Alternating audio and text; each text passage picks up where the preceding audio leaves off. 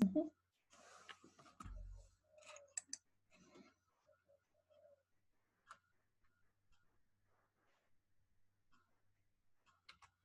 Hi, I'm Bob Perry. And I'm Sue Dockett. And we're here today to talk to you about invisible transitions to school. But first, we'd like to pay our respects to the traditional custodians of the land on which we meet, and also pay our respects to elders past, present, and acknowledge future elders from those lands. We're meeting today on the land of the Wiradjuri people, and I know that many of you are recording this or watching it on many other lands. Please take a few minutes to acknowledge those traditional custodians and pay your respects in the relevant way in your context. Thank you.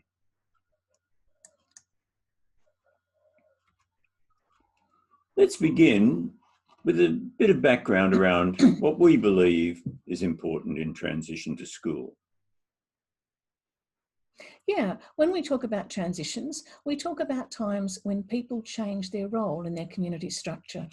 It's a really broad definition of transition, and it applies to many of the changes that we experience in our everyday lives. In particular, we want to focus on the transition to school and the ways in which children and families and educators change their role in that particular school community during that time. We know that each transition involves processes of physical, social, cognitive, and relational change for children and their families, and certainly for educators too. There are some specific events, and often we celebrate the first day of school or the leaving of preschool. But there are also some other more internal events that are really important. We know that transitions really result in a change of the way in which we see ourselves. And when we talk about transition to school, we see a change in the way that children talk about and think about themselves as they move to becoming a school student. And as parents start to see their change of role as they become the parent of a school student. Change is a really important element of any transition, but so too is continuity. When we talk about children starting school, we recognise the change, and sometimes we focus very much on those changes. But it's really important to remember that there's also continuity. If a child was really interested in something at preschool or childcare, chances are a few months later that same interest will continue. Many families stay the same, many addresses stay the same. There's lots of continuity, but there's also some change. And part of our role in looking at transition to school is looking at how we can make that change the positive experience that it can be.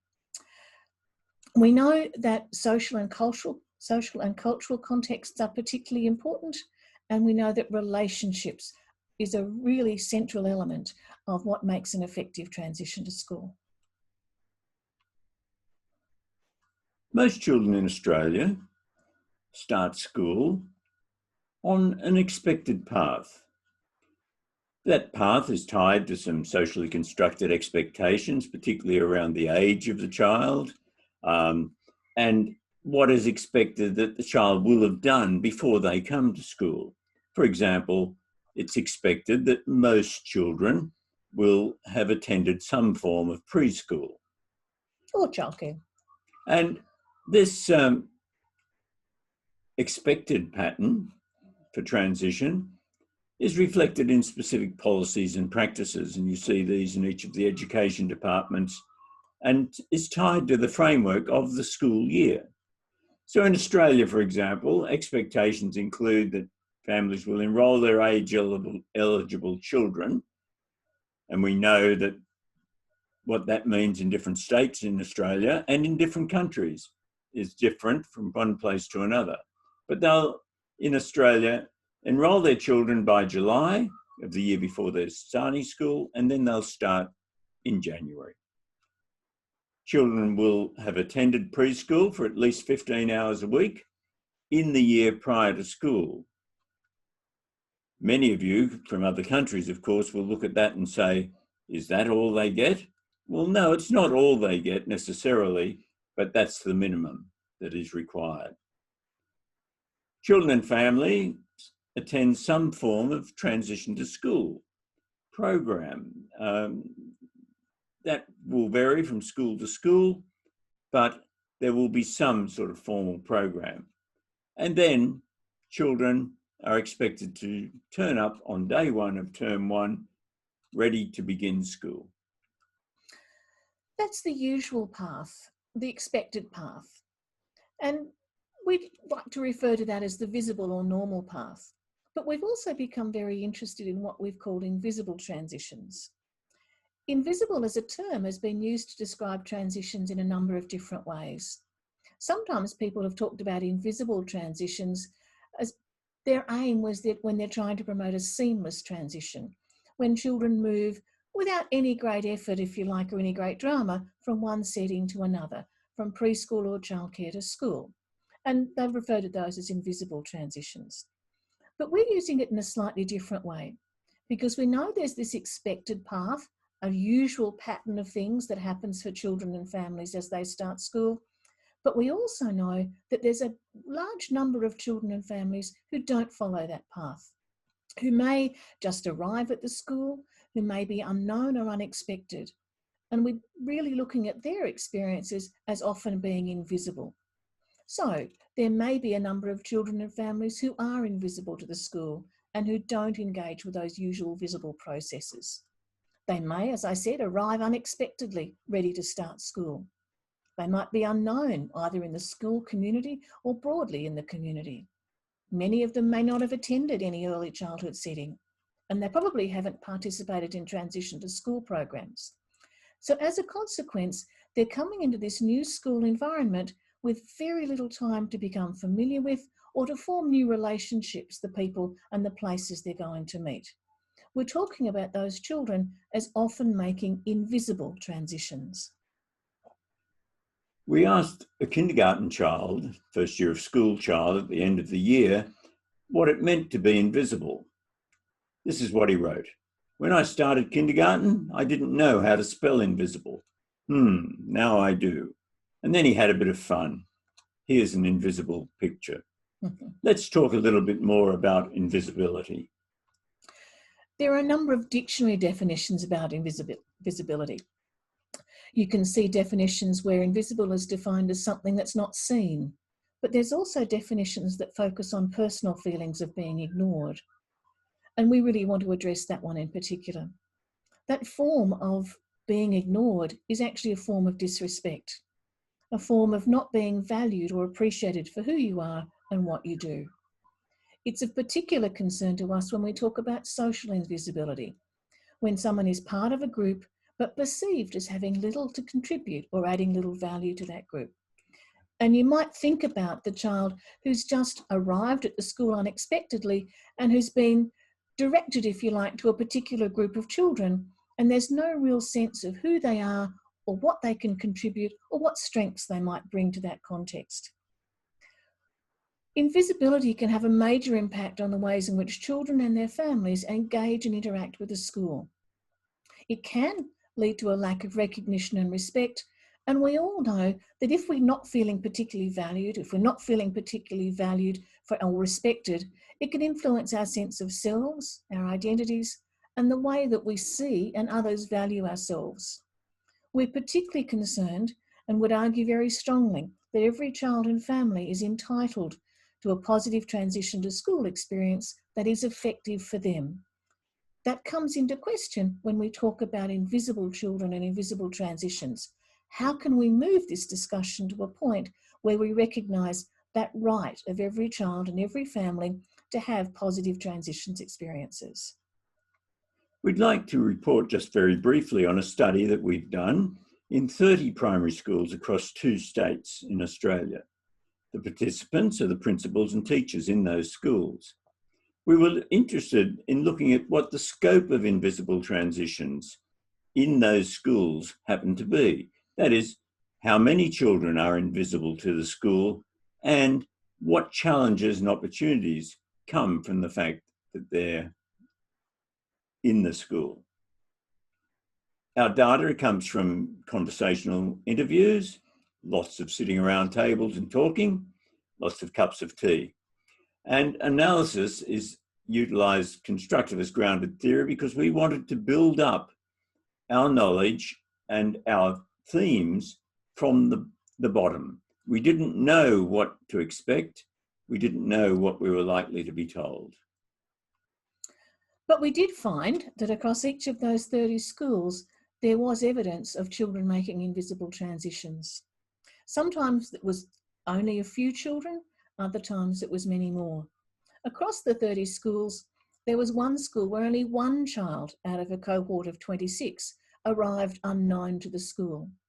Yet in another school, 19 out of the 28 children starting school were unknown to the school before they started later in the year. And that's really quite a challenge, whether you're the one child or you're one of the 19, coming into a new, unfamiliar environment that hasn't been prepared for you can be a bit of a challenge. Sometimes children came to start school on the first day of term without any prior contact with the school. Sometimes it was a few weeks into that first term, and sometimes it was even later in the year. There were all sorts of reasons for children making invisible transitions. Sometimes childcare or family care arrangements had changed. Sometimes families moved residence. Sometimes schools welcomed refugee or immigrant families. Sometimes they also welcomed international students and their families. And also military families often move around, and sometimes children are making transitions to a school in a different time of the year than their peers. Most of the schools that we spoke to did have some strategies for managing families and children who just turned up to start school, the invisible children. Mostly, however, these were about the administrative enrolment of the children, the class placement, and meeting legal requirements like citing birth certificates and so on. There was very little discussion about how relationships were built with these children, although some schools did have some processes in place. The practices differed markedly in the ways in which the schools made efforts to build those trusting, respectful relationships, which, as we've said, we see as the essence of an effective transition. What we did notice, though, was that the schools with fewer invisible transitions seemed to have better connections across the community. And of course, that makes sense. With those better connections, they knew more children who were coming to their schools, and the schools, of course, were better known in the community and by the families.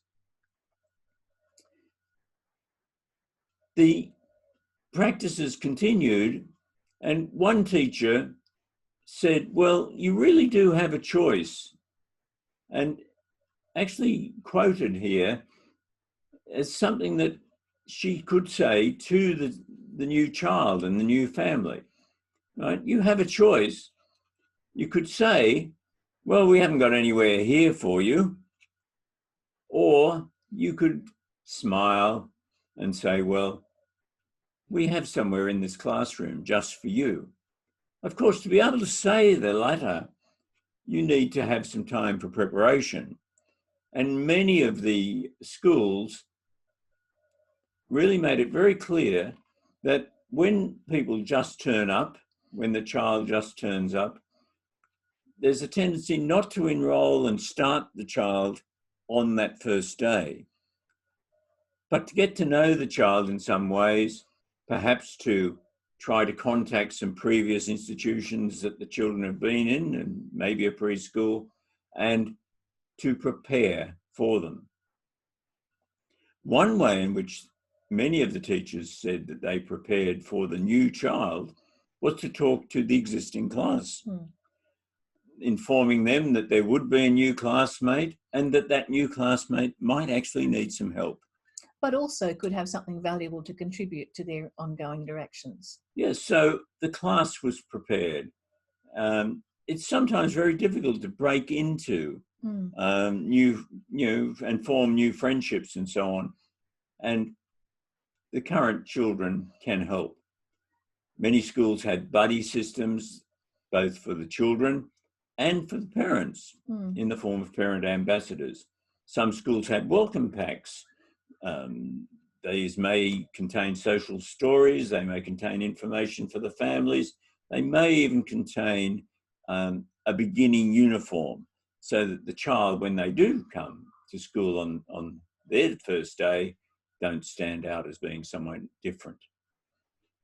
there's a designated staff member in many schools who's designed to, whose job is to meet and greet these invisible children. And we've already talked about the strong connections within the community, especially with early childhood settings. It's possible to think about children coming to school out of that normal sequence as creating a problem or a challenge. What we found in our ongoing conversations with schools is that we can also rephrase that by looking at the opportunities provided by invisible transitions. Asking what we might do effectively as children arrive unexpectedly is one of the prompts that we can have for reflecting on the nature and timing of the transition experiences we plan. It can ask us to really seriously think about how we promote social visibility and respect, how we can focus on the competencies that children bring rather than addressing what we perceive as things they've missed out. It can help us look at how we might allocate staff resources, how we might actually promote somebody as a designated transitions person to act as a liaison with children and families who arrive out of that normal pattern. What we believe is that it's critical that children build up an image of themselves as being valued and cared for within the school community. It's important that we regard them and they feel regarded as competent and capable, and that they are an important member of the group. We need to make sure our transition practices reflect that.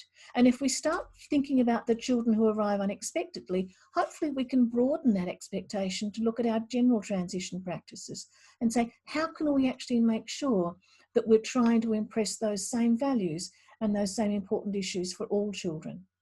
And as Bob has said, it's really given us opportunities to encourage services, early childhood services in schools, to look at how they can get to know the community better.